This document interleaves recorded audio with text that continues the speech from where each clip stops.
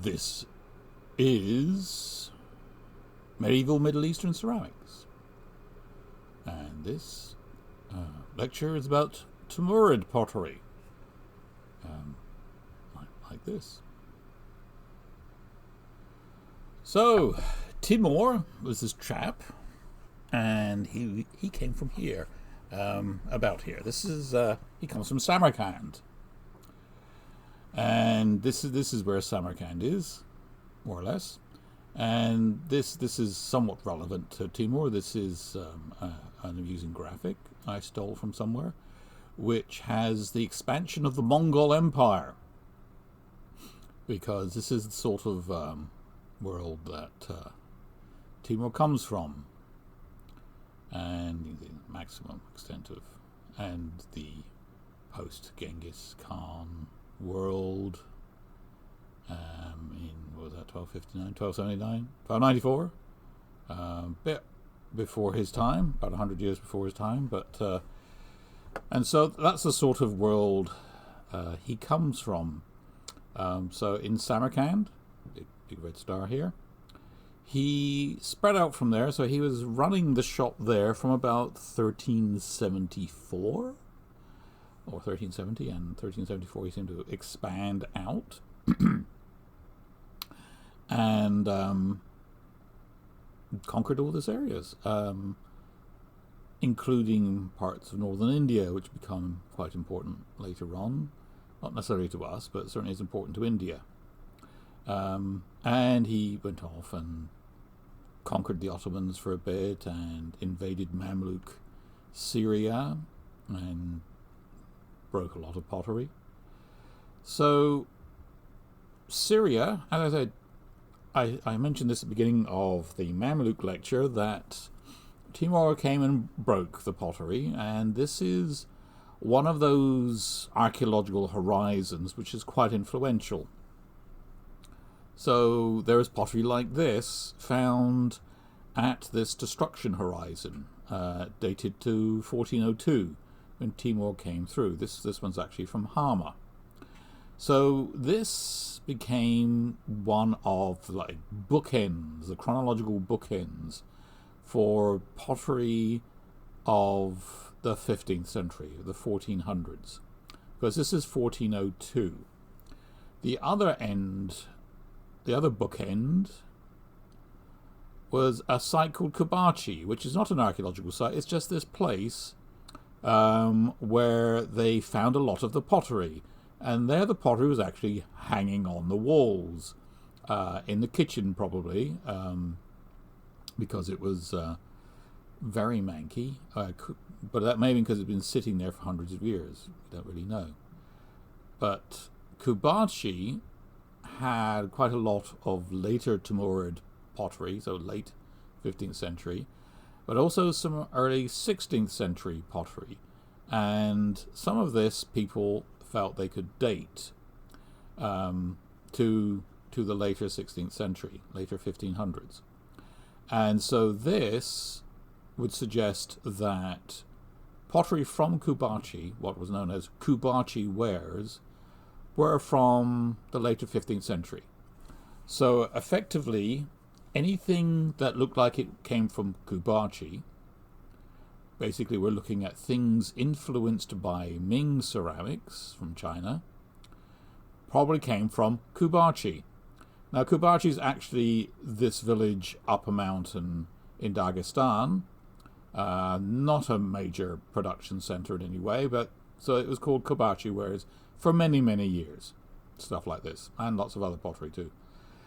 And pottery that looked, shall we say, a bit Yuan, kind of Yuan-y, influenced by Yuan blue and white, was thought to be from about 1400 from Syria. So, for instance, when this piece of pottery became known to the discipline, shall we say, it was, I think, bought in a flea market in London and recognized as being Islamic and is now in the V&A. But it was, in fact, suggested that this was Syrian, because it looks more like this kind of thing than that kind of thing. generally speaking. Where it comes from, you will find out, because I thin sectioned it. So those two, we call them coat hooks. Basically, all the pottery was hung off of the Kubachi coat hook or the 1402 Syrian coat hook. And what actually happened in the 15th century, in the 1400s, was largely unknown, which is kind of weird since there are a couple of things with dates on. But there wasn't a comprehensive study of 15th and early 16th century Iranian pottery until a team from the ROM did it, with my colleague Lisa Golombek and me, and Govan Bailey, a student of Lisa Golombek's. And of course, this is one of the first time petrographic analysis hit the Islamic art study, and really upset a lot of people. And this study was published in 1996. It's a very long time ago. So the story of Timurids ceramics actually starts off with Syrian pottery. So this is the kind of thing we looked at last week, the beginnings of heavily influenced by the Chinese blue and white pottery. This is from the Hama excavations. All of this pottery is made in Damascus. This is pottery broken by Timur in Aleppo. And I've thin sectioned it and it's made in Damascus. But pretty much all this blue and white stuff is made in Damascus from Syria.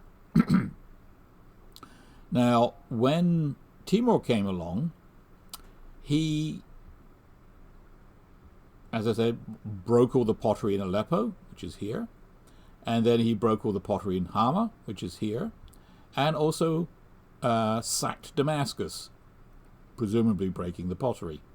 But then Damascus, being one of the foremost production centers of ceramics in the world at that time, the world certainly within this map, it was said to be so at the time. And Timur took the potters and other craftspeople back home with him to Samarkand. This was a very typical Mongol thing to do. Basically destroy everywhere else and make your home city nice. That's the way to do it. So, a little bit about the Timurids. This is Timur. His tomb is known. In fact, I'll show it to you in a minute. And so they found his head. And since this was in the Russian sphere at the time, Russians love reconstructing heads. And so they reconstructed his head. And this is what he looked like. That's Timur. So Timur was running things up until 1405. Thankfully for the Chinese, he died en route to conquering China.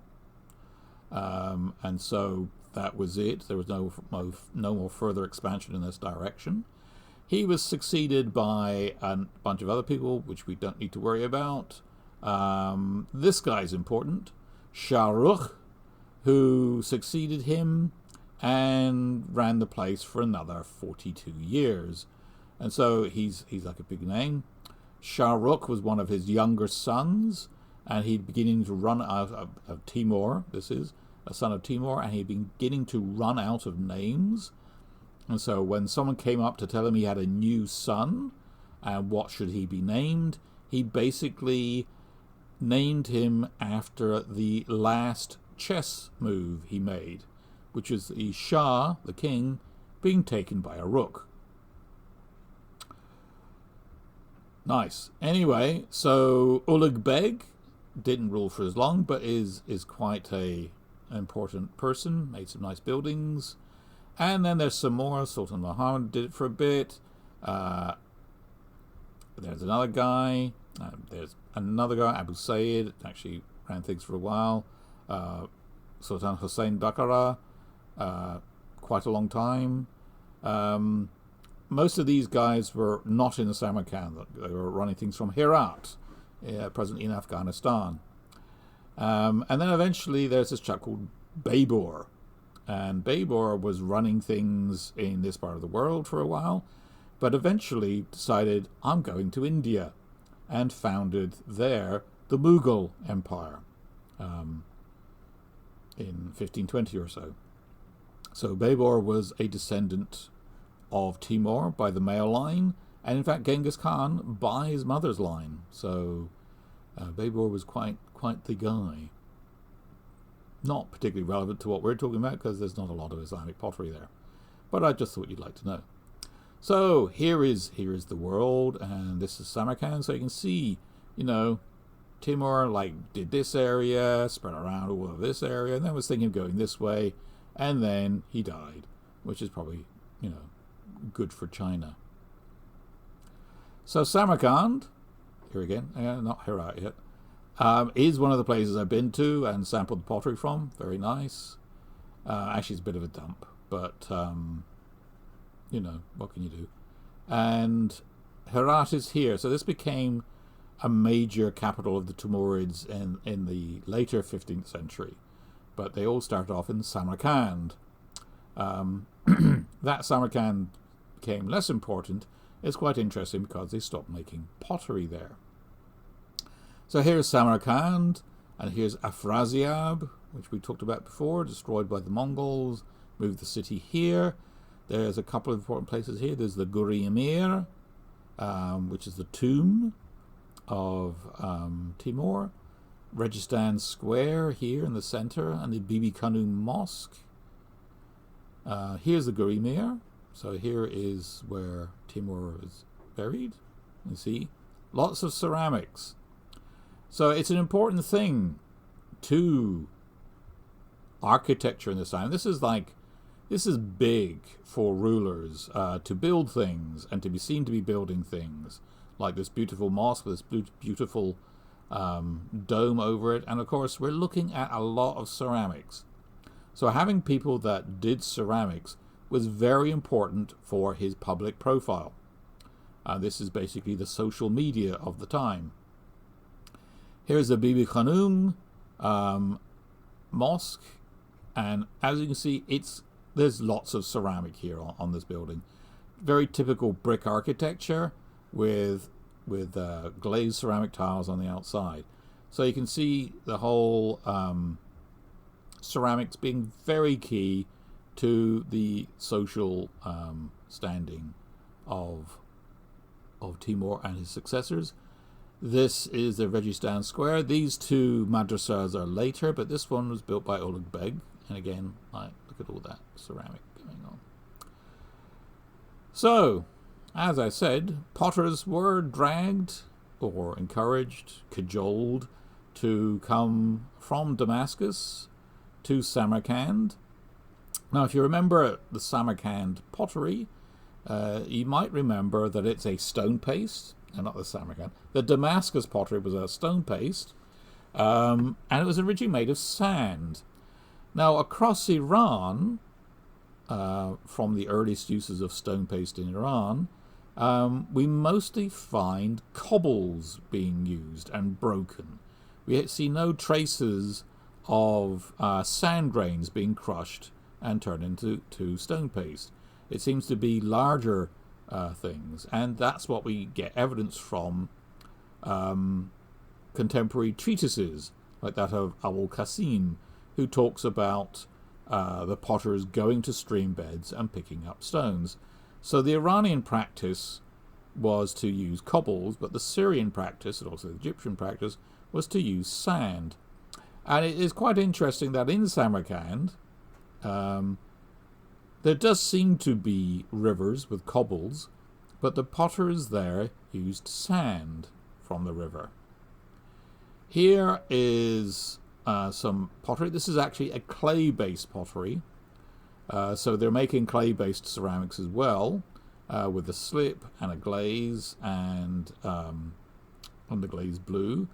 And this is very clearly related to the pottery being made in Damascus.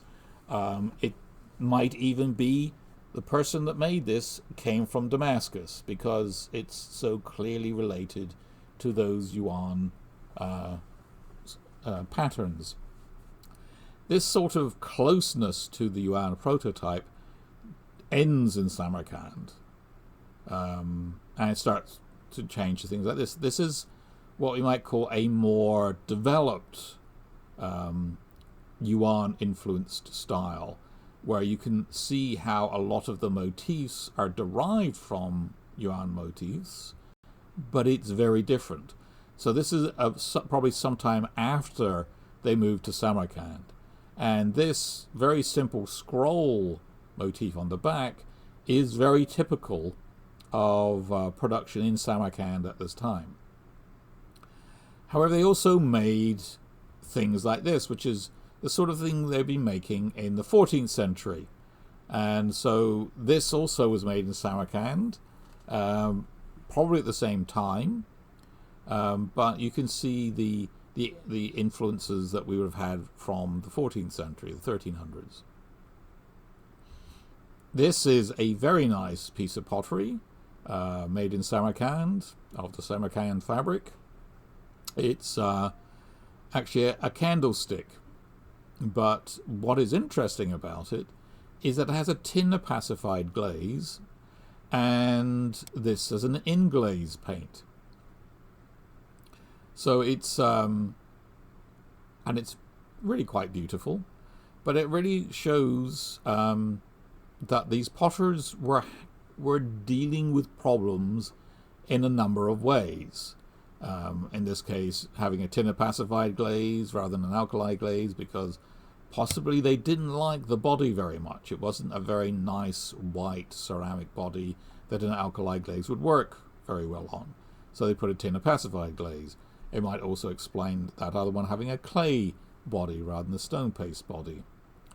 And the reason might be the quality of the quartz. You see, this is a bit of a rounded grain, so we get these rounded grains periodically, which would indicate that this is a sand.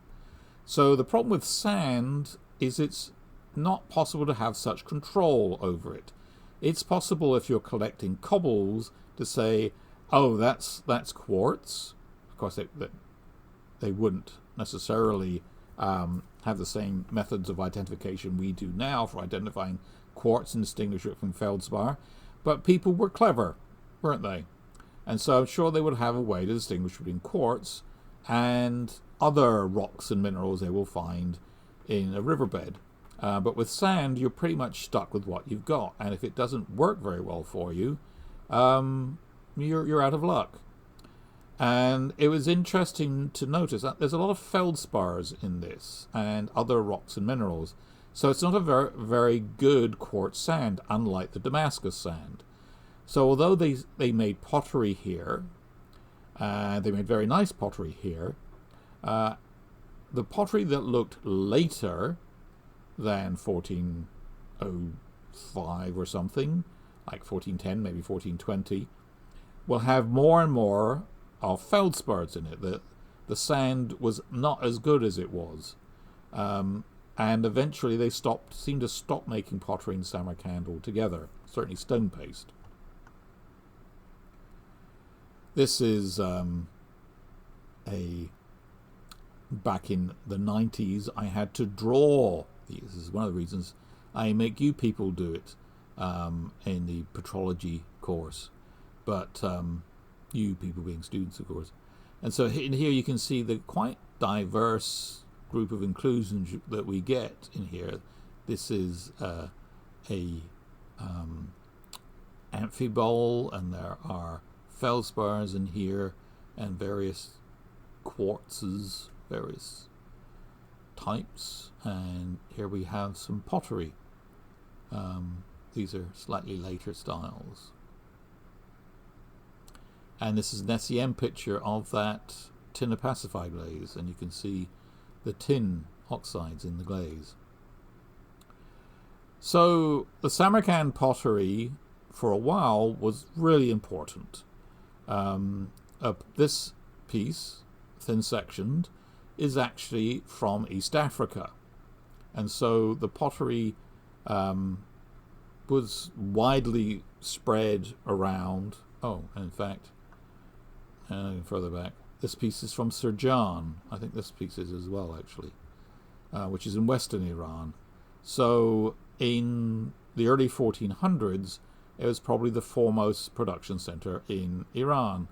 This is another one with that scroll back, which I think is probably made in Samarkand, probably by about 1420 then. And this one's made in Samarkand. Remember me telling you that the people were thinking this might be from Syria. It's actually from Samarkand. And that Yuan influence is because these potters had seen the Yuan pottery relatively recently and then went to Samarkand and made pottery there. But after a while, the Yuan influence became very distant from the type of pottery they were making. This is a piece in the ROM and is what we often call the Samarkand diaspora style, which is things that look very distantly Yuan-y, because at this time they were making Ming blue and white pottery, but they weren't exporting it. So the only influence they had was, in fact, that old Yuan-y pottery, and they hadn't seen that for quite a long time, these potters.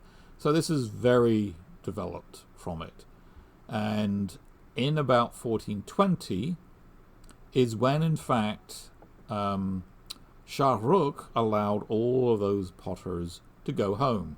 It was thought to be in his time that all the people that had been dragged off to Samarkand were allowed to go home. And they didn't all go home. Some of them went to other production centers. And the first pottery they started making is stylistically indistinguishable from this kind of thing. To say this is from Samarkand is because I thin-sectioned it. You can see this is where I cut a hole out of it. And this is slightly misleading because large areas, this is actually a big patch of plaster here. So it's not like I cut a piece out of an otherwise perfectly whole vessel. Like that. So also from about the 1420s is the Indian Ocean group. And it's named the Indian Ocean after, of course, the Indian Ocean. And we have pottery from Siraf. Remember Siraf? Well, it had a very important 15th century group of pottery too. And also from East Africa. And so, as you imagine, it's sort of like the link between them is the Indian Ocean, because we don't actually know where they were made. Here is the site of Kilwa in East Africa, and they would often use these vessels of the Indian Ocean group and put them in the ceiling. This is a vaulted ceiling which has fallen down. And these are examples of that pottery. And this is one at the museum in East Africa, which we sampled and found it was of this unusual group. This back, in fact, is very typical of the pottery from Siraf, but this is actually in East Africa. These are bowls from Siraf. This is a very old photograph of the publication of Siraf. I could probably go and get a new one, but it wouldn't be that much better. They're like black and white. But the reverse, if I just go back, looks exactly like this. And we have one in the collection I'll be able to show you. And this is what the Indian Ocean Petrofabric looks like. And it may look, oh yeah, it's like a lot of quartz. But this thing here, so you can see I'm outlining this strange shaped inclusion. This is one inclusion. And what this is showing you is banding. So it has very fine crystalline quartz here, slightly coarser crystalline quartz here, and then finer crystalline quartz here, and like here's coarser. So it's coarse, fine, coarse, fine, coarse, fine. And this is how you get the structure of agate. Agate is the banded chalcedonic or microcrystalline quartz, and you get that more typically from flows of lava. This is a drawing of it.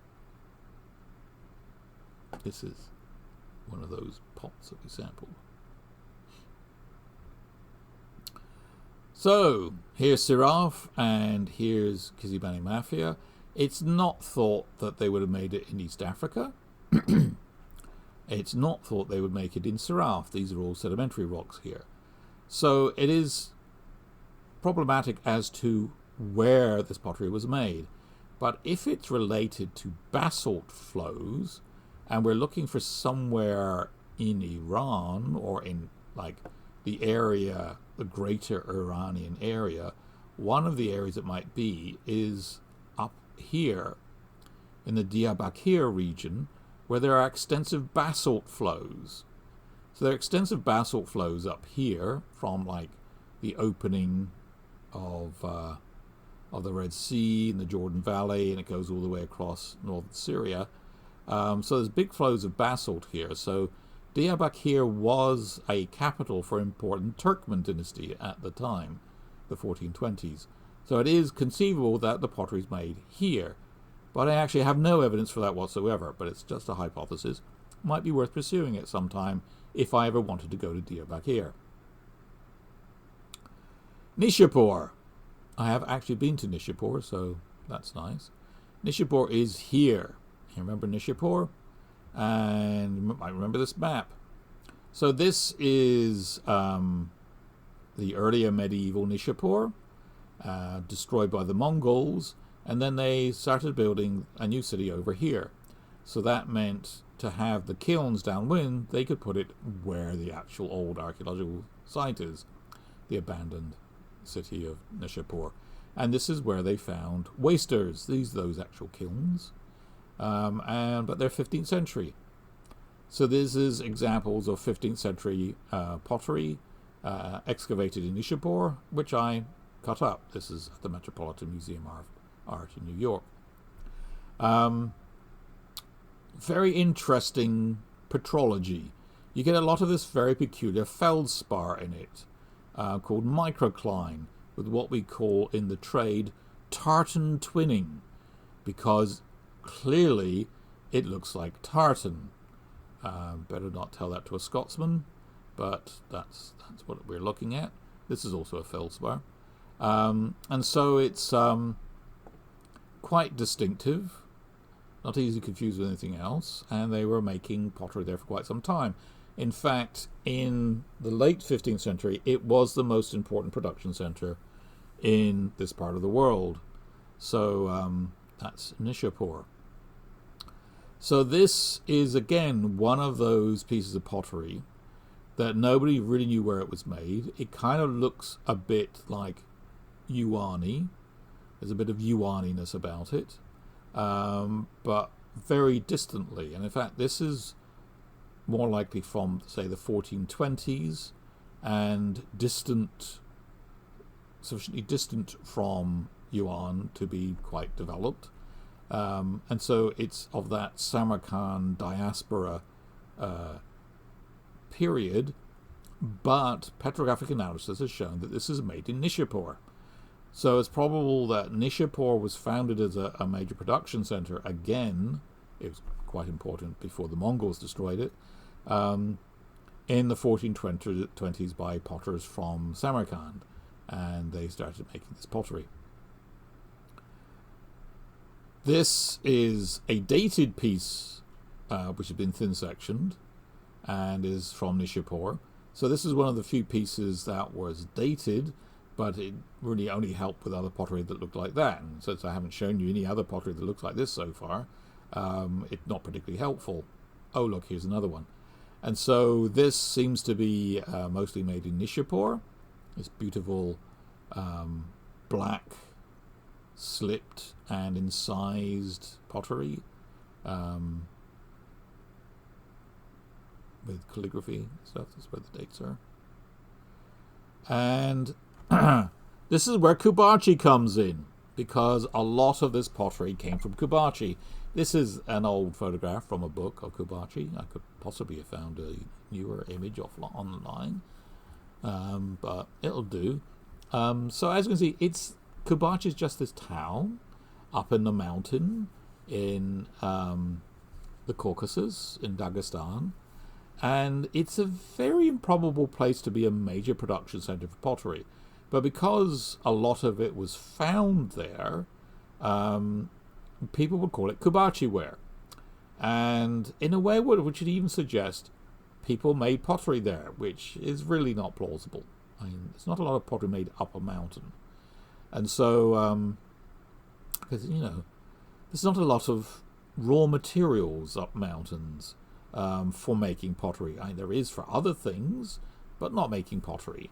You need like clays, you need wood and things for kilns, you need stuff. So what they actually made here apparently was weapons. It was a very important metalworking center, and they made a lot of weapons and possibly made enough money to buy a whole lot of pottery and hang it on their walls. This is a horrible old picture, but it's one of those Kubachi pots in Moscow now, and we thin sectioned it, and this is Nishapur. This is a much nicer picture, and we didn't thin section it, but this is the same style. They seem to do a lot of these peonies at Nishapur. They did things a bit like this elsewhere, but these very nice peonies seem to be very distinctively Nishapuri. This wave in rock pattern, as it was originally, ultimately derived from Chinese pottery, is also quite distinctive. That's precisely how this is done. But what is most distinctively diagnostic of Nishapur pottery is this reverse motif. It evolves a bit. This is like a later variant. This is probably from the late 15th century, late 1400s. And what the earlier stuff would have a straight line going around here, and these curly things coming off of it. After a while, they stopped doing the line. They also have like remains of little leaves, which have gone completely from this one. But this is a very typical Nishapur back, and is either from the late 15th or possibly early 16th century. This rim is also very typical. This is a piece in the ROM, which we bought expressly so I could cut a piece out of it. Here's a piece I cut out of it. Cut right out of the rim, but again, that's partly because this is a big piece of plaster on this side. See where it looks nice and clean? That's actually plaster. And this is another one we sampled, actually found in Nishapur, and also has the same back, same reverse motif. But also, if you look, this strange hatching going on is also in this sort of thing. But also you can see the old geometric style never died out, really. They still like their geometric pottery. And this is probably from the 16th century, late 1500s, influenced by Ming pottery of that period, when there was a lot more of it coming into the Middle East. Mashhad. Mashhad was very important. That's here, right next to Nishapur. I have to remember the actual capital for much of this period was at Herat, but we don't have a missing fabric of any importance. There might be one that could be from there. We don't know where it's from, but I'll get to that in a minute. And when we talk about Mashhad. So Mashhad was very important. It basically means pilgrimage site, and a very important pilgrimage site there. And it's interesting in that regard, as a pilgrimage site, that our evidence for production from Mashhad is objects which say made in Mashhad on it. This one says made in Mashhad on it. So I have to wonder if they're in fact like, I've been to Mashhad and came back with this little pot. And that's the point of it. But it also has the date of 1444. And so the style of this is kind of difficult to like date in itself, so it's not very useful. It seems to be the cannabis plant. So what the function of this vessel is difficult to say. This is actually a break around here. Isn't an open mouth jar. It probably had a tall necked vessel going on thing. This is another piece which says made in Mashhad on it. You can see the calligraphy here. Made in Mashhad, only in 878 AH, equivalent to about 1473 or 4. And so this is actually a very important group, partly because it tells us what was made in Mashhad at this time, but this is something we get in other centres as well. And we get a number of this form in Mashhad. Mashhad is also the origin for this one. And so you can see that this is, again, you got ultimately, and in fact if you look at this you can see where the Nishapur back may have come from. And this scroll, plant scroll here with flowers on it, just look at round things now, is ultimately derived from a Yuan motif. But here it's become very evolved. So if you straightened out this line and these scrolly leaves just became scrolls, you would have invented the Nishapur back. And so they're probably making things like this, went to Nishapur and straightened it out. This potter, however, went to Mashhad, because this is made in Mashhad. But probably this is from that Samarkand diaspora period. This is very close to the dated piece, also made in Mashhad. So this is probably from the 1470s. And this is a completely different group. Now, this is interesting in that we actually can't associate it with anywhere. We just call it the dragon group, because they were a couple of bowls with dragons on. Very nice. And some of them have the Nishapur reverse on, but it's not the Nishapur fabric. So it's conceivable that this is from Herat, and this is the Herat production. But we only have one group of these sherds which belong to an Islamic art historian called Ernst Gruber, who seem to feel they all come from Mashhad originally. So this is not the fabric we found in the pottery which says made in Mashhad. But so either it's a different fabric and it is from Mashhad, or it's not actually from Mashhad. And here are, coincidentally, those forms made in the 1470s in Mashhad, but with different motifs on them. But the form is the same. So then we come to Tabriz, which is here. So Tabriz was very important because of this Turkmen group called the Karakoyunlu. And their leader, Jahan Shah, built this immense mosque in 1465 or so. And as you can see, it's called the Blue Mosque because it's very blue, and it's blue because it's covered with cobalt glazed tiles. So again, you can imagine they must have wanted people doing pottery. And it is interesting, but that doesn't actually tell the whole story. Here's the interior of the Blue Mosque. Because the story actually starts off with a fabric and looking at lots of pottery said to be from Kubachi. So by this time, I had determined that some of this Kubachi pottery actually came from Nishapur. A lot of it came from Nishapur, and some of it came from Mashhad, but that left this fabric. And thin sectioning all the pottery with this fabric, it seemed to be including some pottery which was of the same form as the Mashhad pottery from the 1470s, and some larger dishes with similar motifs, probably going on into the later 15th century, later 1400s. Now, what is distinctive about this fabric is that it's really not very good stone paste. What you see in here is a lot of large inclusions of a felsic volcanic. These are actually fragments of glass, and there's a lot of glass being thrown in here, probably because this does not make very nice pottery. And here's a bit of quartz. So there is some quartz in here, but this is mostly a felsic volcanic. And again, in fact, it's a sand.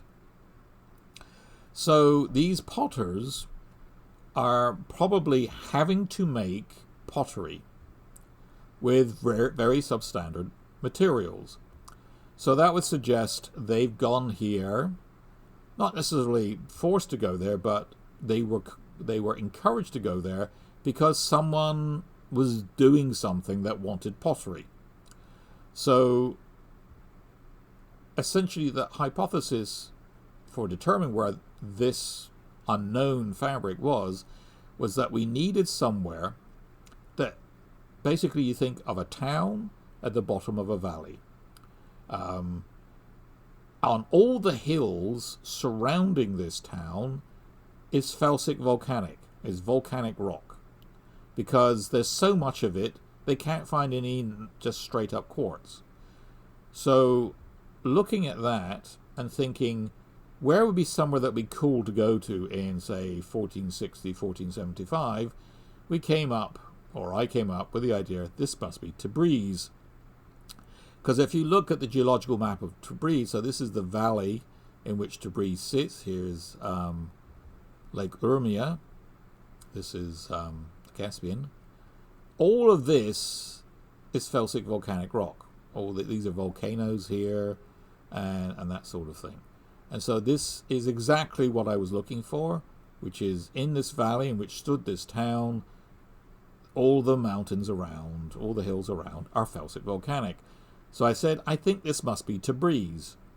And of course, this is where the Blue Mosque is. So that would have been a good excuse for potters to go there in the 1460s to make tiles and make some pottery on the side. So we got samples from Tabriz of tiles and of pottery, both stone paste and clay body pottery. And although we didn't have wasters, it was all of this fabric. So that would suggest that this is probably some of the earliest Tabriz pottery of this period, because this looks very much like the form and the decoration looks very much like the dated Mashhad piece. So the potters may have actually come from Mashhad in the 1460s to make pottery and possibly tiles. This is actually in Moscow, or it's at the Hermitage. I think this is the Hermitage in Leningrad, as it was then, now St. Petersburg again. And this is a Kubachi piece. And I know it's Kubachi because the base is black. And the reason it's black is because this is like the residue of being hung on someone's wall. The Kubachi ware is almost unique in the Middle East, have had a hole drilled in the base, and it's been hung on a wall. And it's so very dirty that you have to think it must be the kitchen or something, but certainly somewhere where there's a lot of smoke and a lot of cooking smells being absorbed into the pottery. And of course the rest of it you can clean up pretty well, but the foot you would really need to soak it in something disgusting to get all this black goo out of it, which of course in Western museums they often have done that. So here we have examples of Tabriz pottery. We actually called this the weedback group at first, because these look like water weeds, and it's a very typical reverse motif on the Tabriz pottery. And here's a late 15th, early 16th century Tabriz vessel, very typical.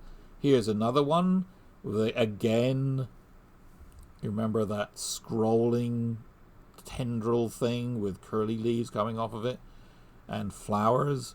And so you can see how this, although this is not the Nishapur back, where the Nishapur back comes from, this is actually one of the Tabriz backs, which again is ultimately related to that Yuan motif, with something that looks a bit like chrysanthemums or something. And this is an interesting one, again, the weed back. You can see they had a tinner-pacified turquoise glazed vessel in the kiln at the same time, and the glaze ran onto this one with a typical, again also derived from the wave and rock motif, but this is one more typical of Tabriz. And this is interesting. Again, this is an interesting piece of pottery that nobody really could decide what it was from. This rim motif is typical of Tabriz. So if I looked at that, I could tell you, yeah, I think that's from Tabriz. The way these flowers are done on the inside could be some nice Tabriz pottery. They made some very nice pottery from Tabriz. But if you look at these motifs, this looks like it's made in Ottoman Turkey, in Western Turkey, at a site called Iznik. These very funny, flowery things that look a bit like pansies are very typical of Ottoman ceramics. So this is one of those times where, in fact, I did cut up a vessel that had been unharmed since it was made. Oh, it did have a big crack in it. That was all. It had never been broken and glued together. There was no piece missing from it. But the curator at the time, this is at the Ashmolean Museum in Oxford, felt he really needed to know where this damn piece of pottery came from. And petrographic analysis was going to tell him. And so either this came from Nishapur, no, not Nishapur, the other place, either this came from Tabriz or it came from Iznik. And so I thin sectioned it and it came from Iznik. So this is probably a very early Iznik piece. And if you look into the origins of Iznik potters, it seems that it is said that the Iznik potters originally came from Tabriz. So that would suggest that this piece of pottery is probably one of the earliest Iznik wares made by these potters known as the Masters of Tabriz, who came to Iznik to make the pottery, but still made it the way they did back home. And that is the 15th century. Thank you.